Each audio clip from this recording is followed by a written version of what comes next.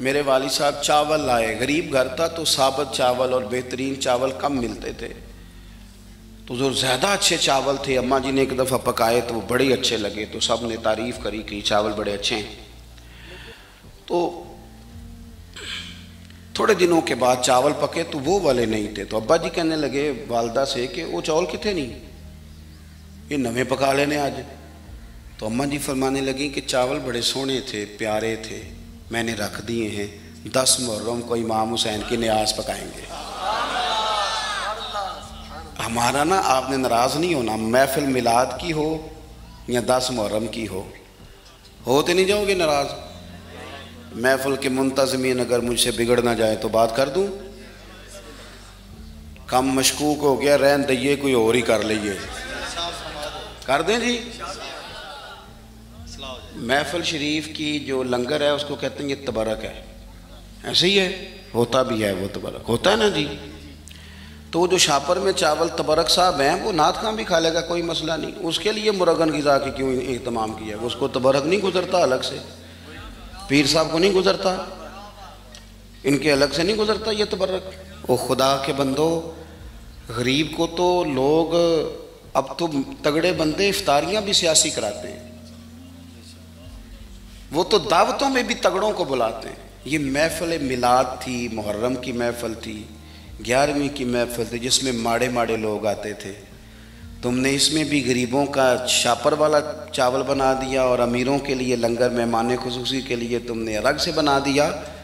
काश मिलाद की महफिल में तुम ज़्यादा बोटियों वाले चावल पकाते, सब के लिए एक जैसे, और गरीब को परात भर के दी जाती। उसके बच्चे जो सारा साल गोश्त से लड़ाई करते हैं वो चारों बच्चे साथ ले आता, और जब बच्चे छोटे छोटे देहाती गरीब वो खाना खा रहे होते हैं तो अब्बा जी से पूछते, अब्बा जी आज की है?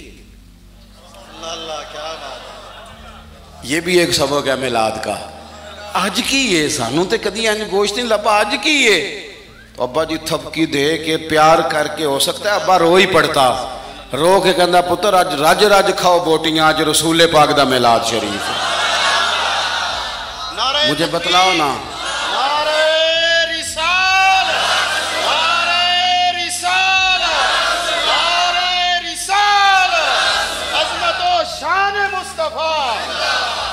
देखो ना, मैं आप बड़ा एहतमाम किया आपने, आप बड़े प्यारे लोग हैं, पर मेरी ड्यूटी लगाई है ना आज आपने समझाने की। देखो बच्चे के वलीमे पर जिस तरतीब से मेहनत करके हम लंगर का बंदोबस्त करते हैं, ढूंढ के नाई, ढूंढ के कसाई, ढूंढ के, इमाम हुसैन के न्याज पे भी इसी तरह ही करते हो, मिलाद पे भी इसी तरह ही करते हो, यही काम करते हो।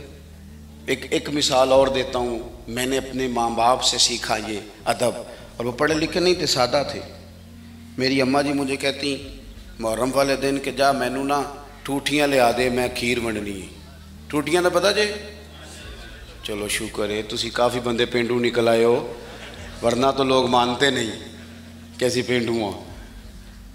ठूठियाँ ला दो, तो मैनू जरा साइकिल तो जाना पैंदा सी 2-3 किलोमीटर, तो मैं कहता अम्मा जी मैं पूछे उस्तादा नू, ख़त्म परात भी हो जाता है,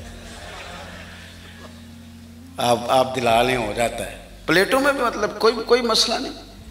अम्मा जी कहते तू ना अपने मसले रख अपने कोल, मैंने टूटियाँ ले आके दे, तो वो चले जाता। एक दिन मैं थोड़ा सा ना तंग होके भी गया, यार हद हो गई है, अम्मा जी मसला समझती नहीं, मैं इतने बड़े मुफ्तियों का कौल सुना रहा हूँ। इमाम आज़म अबू हनीफा की वालदा इमाम साहब के एक शागिर्द थे, वो वाइज थे, बड़ी ज़बरदस्त तकरीर करते थे।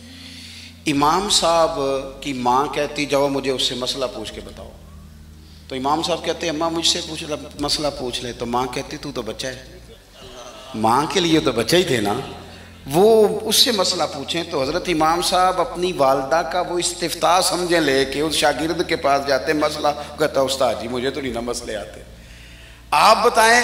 तो इमाम साहब कहते मेरी अम्मा तेरे नाम पे मुतमईन होती है, ये एहतराम देखो। फरमाते अच्छा मैं तुझे इस सवाल का जवाब बताता हूँ, फिर तू मुझे बता, और फिर मैं अपनी अम्मा को जाके बताऊँगा, ताकि मेरी बूढ़ी माँ सादी तबीयत है वो ज़रा इत्मीनान में आ जाएगी। वो मेरी अम्मा जी मुझे कहने लगी ठूठियाँ तो ले आनियाँ ही पैनियाँ ने। मैं चला गया, लेके आया, ला के मैंने पेश कर दी। तो मैं ना उस दिन थोड़ा सा मैंने पूछा घबरा के, मैं क्या अम्मा जी बस ने ठूठियां दी एडी लोड़ का दी है, बगैर ठूठियां तो नहीं इमाम हुसैन के नाम की खीर वंडी जाती, जरूरत की है। तो अम्मा जी को पता तो थोड़ा गुस्से में गया है, पसीने में शराबूर वापस आया है, तो उनका लहजा वो हो गया जो माँ का फिर समझाने का लहजा होता है। मुझे थपकी दी, 10 रुपये भी इजाफी दिए खर्चे के, और साथ कहने लगी पुत्र वेखे ना हुजूर दी औलाद दे नाम ते किसी नूं खीर देनी, फिर उन्होंने आखना साडा भांडा दे के जा। नबी पाक दी औलाद दे नाम ते जो दे छड़िया सो दे छड़िया, खत्म हो गई बात, खत्म हो गया। अब उसे कहना बर्तन दे के जा। इसलिए प्लेटें भी जाएंगी हुजूर की औलाद के नाम का लंगर। तेरी नस्ले पाक में है बच्चा बच्चा नूर का, तू है ने नूर तेरा सब घराना नूर का। तो एक तो इनसे वालिहानापन। पांचवी और आखिरी बात, अपने बुजुर्गों के सिर्फ दिन नहीं मनाने, दीन सिर्फ मनाने नहीं आया दुनिया में, दीन तो अपनाने के लिए आया है। हमने निरे दिन नहीं मनाने, निरा अपना सनद ही मजबूत नहीं करनी, एहतराम भी करना है हद दर्जे, लेकिन जो उनकी सोच है, जो उनकी फिक्र है, जो उनका मिजाज है। दो बातें हज़रत उमर फ़ारूक रज़ी अल्लाह ताला अन्हु में और इमाम हुसैन में एक जैसी हैं, कामन है। एक तो इन दोनों का मुसल्ले से प्यार। 100 रकत नमाज नफल पढ़ते थे हज़रत सैयदना इमाम हसन और हुसैन फ़र्ज़ों के अलावा। जो 5 भी पूरी नहीं पढ़ता वो कहता है मुझसे बड़ा इमाम हुसैन का मुहब्बी कोई नहीं। 5 आप देखें ना, 9-10 मुहर्रम की दरमियानी रात यजीद की फ़ौजों ने जब कहा कि हुसैन या जंग या बैत, दो ही बातें, तो इमाम हुसैन रज़ी अल्लाह ताला अन्हु फरमाने लगे एक रात की मोहलत दे दो, सुबह बात करेंगे। वो चले गए। हज़रत अब्बास रज़ी अल्लाह ताला अन्हु अर्ज़ गुज़ार हुए, हुजूर जो फैसला आपने सुबह करना है मुझे तो अभी उसका पता है, बैत तो आपने करना नहीं। तो आप ये सोचेंगे पता नहीं को गुंजाइश निकालने लगे हैं, ये अजीब से लोग हैं, आपने रात क्यों ली? तो इमाम हुसैन फरमाने लगे अब्बास तेरा क्या ख्याल है, मैंने सोचने के लिए रात ली है। हुजूर किस लिए? तो फरमाने लगे तुझे पता है ना मुझे मुसल्ले से बड़ा प्यार है, तुझे पता है ना मुझे अल्लाह की बारगाह में सजदा करना कितना सुकून देता है। सुबह मैदान लगेगा, उम्मीद शहादत की है, मेरा दिल करता है एक रात रह गई है, रज रज के अपने रब को सजदा ना कर लूं। इमाम अली मकाम के मानने वालों का सजदे से प्यार क्यों नहीं? इबादत हम यकीन करें 1.5 घंटे की बातें, निरी गपशप, कोई लेना देना नहीं। ये कौन साहब है? कहते ये दरवेश होते हैं। अच्छा जनाब, दरवेश साहब 1.5-2 घंटे गपशप लगाई, इधर की उधर की, फलाने की, इसकी उसकी कहानियाँ सुनाई। नमाज का टाइम हुआ तो कहते तो मौलवियों का काम है। खुदा से डर। तो किस तरह के लोगों की तरफ हमने तवज्जो कर ली है। हज़रत फ़ारूक आज़म, हज़रत उस्मान गनी ने ना हज़रत उमर के विसाल के बाद उनकी एक बेवा से निकाह किया। खातून अर्ज़ करने लगी हुजूर मैं तो बुढ़ापे की तरफ मेरा सफ़र है, किसी खिदमत के काबिल नहीं, तो मेरे साथ निकाह समझ में नहीं आया। फरमाने लगे खिदमत के लिए निकाह नहीं किया, मैं उमर की इबादत से बड़ा मुतासर हूँ। इतनी मेहनत, इतनी जद्दोजहद, इतनी खिलाफत की पाबंदियाँ, इतने काम के बावजूद मुसल्ले पे बैठते हैं तो मज़ा आ जाता है। फरमाने लगे मैंने उन्हें मस्जिद में रज के सजदे करते देखा है। तुझसे निकाह इसलिए किया है कि आप मुझे बताएंगी कि सैयदना उमर घर की 4 दीवारी के अंदर अपने रब को किस तरह याद करते। मुझे बताएं ये सजदों से दिलचस्पी, इबादतों का शौक़, तिलावतों की लज्जत, दरूद व सलाम का जायका हमारी ना रूहानी ज़िंदगी मोबाइल ने बड़ी बेआबाद कर दी है। 10 मिनट मिले नहीं तो मोबाइल खोला नहीं। जो सबसे ज़रूरी और अहम काम था वो तो ये था कि 10 मिनट मिलते थे, सहाबा को वो नफल नींद लेते थे, अल्लाह के वली दरवेश वो अल्लाह अल्लाह करने को तरजीह देते थे, मिजाज नहीं। एक तो ये बात अच्छी तरह बांध ले इमाम अली मकाम से मोहब्बत करने सैयदना फ़ारूक आज़म से, और दूसरी बात ये कि बातिल से कभी समझौता नहीं, बातिल के लिए गुंजाइश नहीं। हम मुख्तलिफ हिकमतें, मुख्तलिफ मसलहतें, मुख्तलिफ कहानियाँ छेड़ के बातिल के लिए गुंजाइश पैदा करते हैं। हम या आप देख ले हमारे मुल्क में क्या हो रहा है। वो एक दोस्त आए थे मेरे पास जुम्मे से 4-5 दिन पहले, बुजुर्ग बंदे हैं, कभी कभी आ जाते हैं, तो मैंने कहने लगे पीर साहब मैं भला की हो रहा है मुल्क च। मैं क्या जी सब दे सामने ही है। फरमान लगे जो बचपन च खेडी दा सी ना, ते खेड दा हार जित दा नतीजा ना मनन दा इरादा हुंदा सी, ते उदों आखीदा नहीं दोबारा करो, तुसां रोद मारिया है। कहते नहीं यही कुछ हो रहा है सुबह शाम। और आप देखें मजाक इतना ज़्यादा है। अब तो बाहर के ममालिक हमें कहते हैं कि किस तरह के लोग हो तुम, सिर्फ मजाक नहीं किसी के साथ हो रहा होता, सुबह शाम मजाक हो रहा है, हद हो गई। यानी एक बंदा उठा, उसने कहा मैं हर बंदे को रोटी कपड़ा और मकान दूंगा, इस पर उसने हुकूमत कायम कर ली। हुई कि नहीं आपके मुल्क में? फिर दिया उसने सबको रोटी कपड़ा और मकान। फिर एक उठा तो उसने कहा कर्ज उतारो मुल्क संवारो। लोगों ने, औरतों ने, खवातीन ने, बच्चों ने अपने कानों से उतार उतार के बालियां बीबियों ने दे दी। फिर उतर गया कर्जा मुल्क का। फिर एक तीसरे साहब आ गए, कहा मैं करप्शन ख़त्म कर दूंगा। फिर करप्शन ज़्यादा लोगों को टिकटें दे दी, उनको मिनिस्टर बना दिया।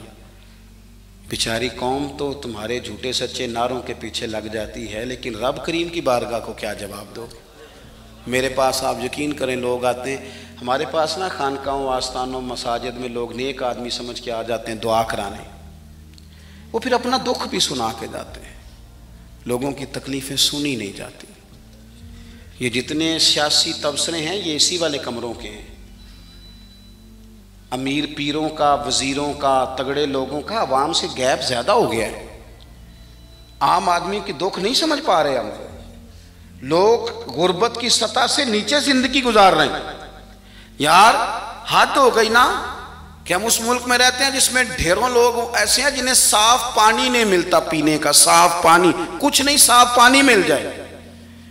मैं और आप उस मुल्क में रहते हैं। अच्छा, एक तरफ हाल ये है कि नए मॉडल का मोबाइल आए तो मिलता नहीं मार्केट में, पुराना मिल जाता है। ये अमीरों की चाहते हैं। गाड़ी 3-4-5 लाख रुपया ज्यादा दे के बुक करा लेंगे, चाहिए मुझे जरा 2 महीने पहले। दूसरी तरफ हाल ये है, मैं कभी कभी वक्त निकाल के सरकारी अस्पतालों में जाता हूँ। कुछ मरीज ऐसे होते हैं जिन्हें तसल्ली भी दे दी जाए तो उनका फ़ायदा हो जाता है। आप कभी हाल देखें जाके, लोगों को व्हील चेयर पे बिठा के ड्रिप लगा दिया डॉक्टर ने। डॉक्टर क्या करे, बेड ही कोई नहीं। इस तरह भी कभी होता है। कोई वाली वारस नहीं कौम का। यानी जिन लोगों को बीमार हो तो लेटने को जगह ना मिले, उस कौम के लोग झंडे लगाएं और वजीरों के नारे लगाएं और जनाब वो इन, और जितना पैसा तुम इलेक्शन पे लगाते हो ना, इसके कितने कितने बड़े अस्पताल बन जाते। लेकिन मिजाज नहीं, तबीयत नहीं। हजरत इमाम हसन में, सैयदना उमर फारूक में ये बात कामिन थी कि बातिल के साथ कभी सुलह। ये हमने गलत लोगों को सपोर्ट कर कर के बातिल को रूज दिया है, कभी सुलह नहीं। उन्होंने कहा जो बातिल होता है वो बहरहाल बातिल होता है। यजीद अगर बातिल है तो बड़ी हिकमतें थी इमाम हुसैन के सामने, बड़ा कुछ हो सकता था। चलो बाहर निकलते हैं, ज़रा लोग कटे। हमें भी लोग कहते हैं आप सियासी बात ना किया करें, वो बाज़ लोग मुख्तलिफ जमातों के आए बैठे होते हैं तो फलान हो जाता है। तो मैंने कहा क्या हो जाएगा, क्या बात करते हैं आप, क्या हैसियत है हमारी। नहीं कोई हमसे दिलचस्पी लेता तो ना ले, हमारी जो ड्यूटी है वो अजान भी पूरी ना पड़े, वो भी देख कर पड़े कि फलाना बंदा नाराज ना हो जाए। जिसकी तबीयत में जो आता है वो करे। सानू तख्त ज़ारे दी लोड़ की है, नाले की लगे शहर बंबोल दे नाल, असी ते अपनी बाल के सेकने आ, और सानू की लगे किसी और दे नाल।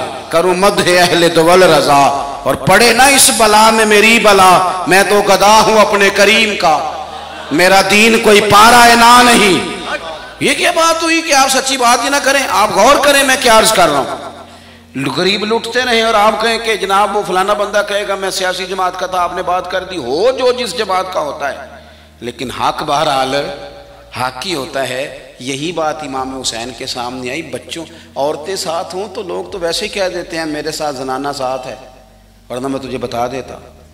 लेकिन इमाम हुसैन ने ना औरतों का साथ देखा, ना बच्चों की भूख देखी, ना तकलीफ देखी। उन्होंने बताया कि जब बातिल के सामने डटना है तो नतीजे की परवाह किए बगैर डटना है। जो लोग काम करने वाले होते हैं वो रिजल्ट नहीं देखते क्या निकलेगा, रिजल्ट तो ये निकला कि इमाम हुसैन शहीद हो गए और फिर 3-4 साल यजीद हुकूमत भी कर गया, लेकिन क़यामत तक के लिए उसका नाम जिल्लत का बायस बन गया। और इंसान को बेदार तो हो लेने दो, हर शख्स पुकारेगा हमारे हैं हुसैन। अब बेदार तो हो ले, इमाम हुसैन का नाम सरहद बन जाए बातें से लड़ने की, तो मेहरबानी करें। हो सकता है आप अकेले हों पूरे घर में, लेकिन आप डटना सीखें, सच कहना सीखें, बात सही करनी सीखें, काम पे नहीं, डरे नहीं। कोई जब अल्लाह ताला साथ हो फिर को बंदा किसी का क्या बिगाड़ सकता है। सच पर खड़े होना सीखें, सच पर। अल्लाह के बंदों का प्यार अपने दिल में बिठाएं। अगर ये हुकूमतें, ये सारा कुछ दुरुस्त हो जाए तो आप यकीन करें कौम आसूदगी में आ जाए। फिर से अपनी सारी तकरीर को दोहराता हूँ। सबसे पहले तो बड़ों की इज़्ज़त करें, अहले फ़ज़ल की तौक़ीर में कभी कमी ना करें, अपने असलाफ से अपने आप को जोड़ के रखें, कभी भी इससे पीछे ना हटें। इमाम हसन हो, इमाम हुसैन हो, हुज़ूर के खुलफ़ाए राशिदीन हो, अशरा मुबशरा हो, इनसे शौक़ वाला प्यार करें, छलके इनका प्यार। और फिर अपनी इबादत पर ख़ास तवज्जो दें। मुसल्ला आबाद हो तो रब की मदद आती है, रूह सुकून में रहती है। और आखिरी बात यह कि खड़ा होना भी सीखें, डटना भी। अल्लाह की मदद डटने के बाद आती है। इन्नल्लज़ीना क़ालू रब्बुनल्लाहु सुम्मा इस्तक़ामू, डट गए, पहले वो डटे, ततनज़्ज़लु अलैहिमुल मलाइका, फिर अल्लाह ने मदद के लिए फ़रिश्ते नाजिल किए। पहले डटेंगे फिर मदद आएगी। अल्लाह ताला मुझे और आपको अमल की तौफ़ीक़ अता करे। आखिर दावाया अल्हम्दुलिल्लाहि रब्बिल। बस दुआ जी, शाह साहब दुआ। अल्लाहुम्मा सल्लि अला सय्यिदिना मौलाना मुहम्मदिन मादिनिल जूद वल करम व आलिहि व सहबिहि व बारिक।